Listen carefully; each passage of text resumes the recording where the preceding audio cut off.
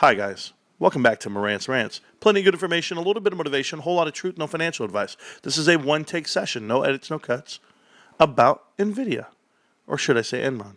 Now, I will just call it how I see it. Now, I know we've talked about this in the past. About a year ago, we started keeping track about how the way Nvidia was actually investing money into companies who were then in turn round-tripping that money back into Nvidia. Fictitious profits. It's pretty crazy. It's a crazy concept, right?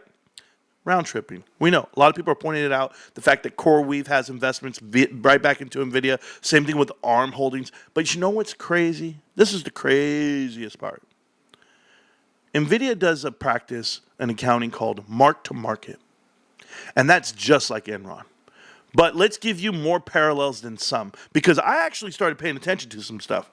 I was doing a little homework. I said, let me go look at this 10Q that I'm reading. And I was blown away how corporate America does not see the red flag coming their way when it comes to mark-to-market accounting. First thing is this. Mark-to-market accounting is frowned upon. I'll just give it to you straight. You can make up any number you want, but never receive the funds for it. We say we signed a contract for $2 billion. And when are we going to get paid on this money? For services rendered? For products never delivered? That's the way it's being done. You think banks are being fraudulent? Check out Nvidia. And I'm not saying they're being fraudulent. I'm saying there's caution, extreme caution that should be taken. And people need to know the truth. Let's go speak on it. Now, I want to show you a chart. Here's a chart here for super microcomputers. If you guys are not familiar with super microcomputers is a company that recently their auditor quit on them. Ernst & Young walked out and said, we do not want to do these numbers because something didn't look right. Now, they still have not released their 10K or their 10Q, and they've asked for an extension to remain compliant with NASDAQ. Here's the problem. That extension is going to expire. It's going to expire February 24th, 25th, and here's the problem. They're asking for funding. They're looking for cash right now. Why are you looking for cash? Super microcomputers, I'm asking why you're looking for cash. You guys lost 90% of your market cap from 122 a share all the way down to 17. Now you're bouncing out somewhere in the 30s and 20s. But here's the truth. That mark-to-marketing is the issue for Nvidia. It's the biggest red flag you've ever seen in your life. If you don't understand it, I'm going to prove it to you right now. But before we look at the 10Q, let me explain. Back in the day, Enron, you guys are familiar with Enron, Ken Lay, the whole thing, Jeffrey Skilling. If you don't remember that debacle, they were doing mark-to-market accounting, the same as Nvidia is doing right now. Now, there was a lot of crime over there. There's a lot of negligence, but the rules never change. They were claiming accounts receivable on the books for something that they never sold, something that they were never going to sell, something that they could never complete. The money was never going to come rolling in.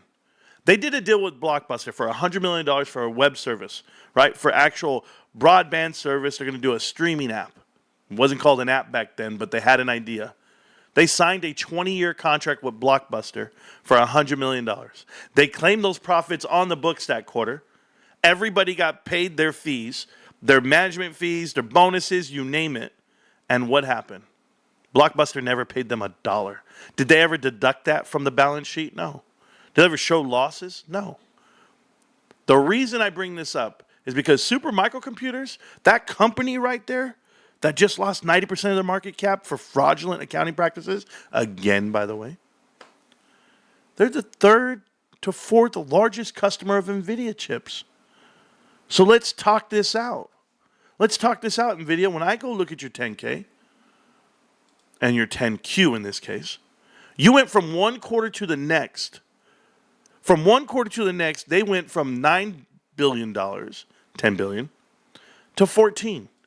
Almost a 50%, a 40% increase on accounts receivable. Do you know why? Because the contracts they're signing are getting you there. But now I want to show you something. I'm going to scroll all the way down through because I start reading the fine print. And there's a note number 9 around here. Love potion number 9, right here. Check this out. It says here, and I want to get this in writing to you guys right now. Balance sheet components. It says 3 customers accounted for 49%, 23, 15, and 11.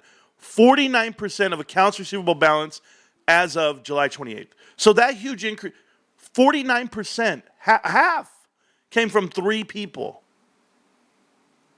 This is a problem. You can count all the money in the world. You can front load your contracts all the way to the beginning. If I read it down here, it said deferred revenues includes customer advances and unearned revenue related to hardware support, software support, cloud services. The balance as of there in January included $340 million and 233, $500 million. During the second period right here in fiscal year 2025 and 24, look at this. We recorded 563 million and 232 million, respectively, during the first half of fiscal years 2025 and 2024. Recorded 740, $1 billion again. $1 billion again. They're front running the number. The numbers never got there. Here's why this is an issue for me. All you guys are paying attention to the markets, right? All you guys are paying attention to all these companies that are now dealing with regulatory reform. They're dealing with tax cuts and tariffs. All the companies that have committed funds to Nvidia via a contract that they never have to fulfill. Nvidia, in turn, has given value to this market, a hedge to this market. They have found a way to hedge the market by never delivering a single dollar or a single product.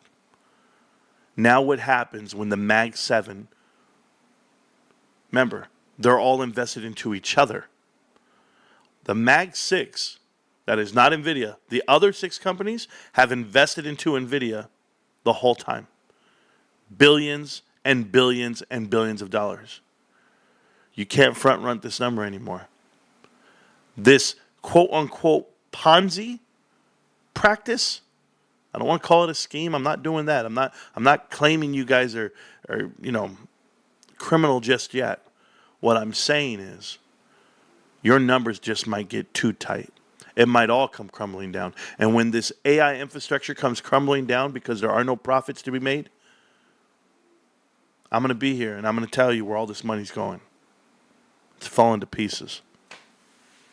I saw the dot-com bubble, and I saw the companies that thrived, survived, and lied. And now you're here. You're in an AI bubble, and there's a company thriving, surviving, and who's lying? Enjoy the video, guys. Do your homework.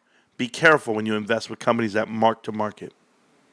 Me, I deal with a company that operates full of cash. Cash to cash, babe. GameStop. Can't stop, won't stop, GameStop. I'm going to see you around, millionaires. Peace.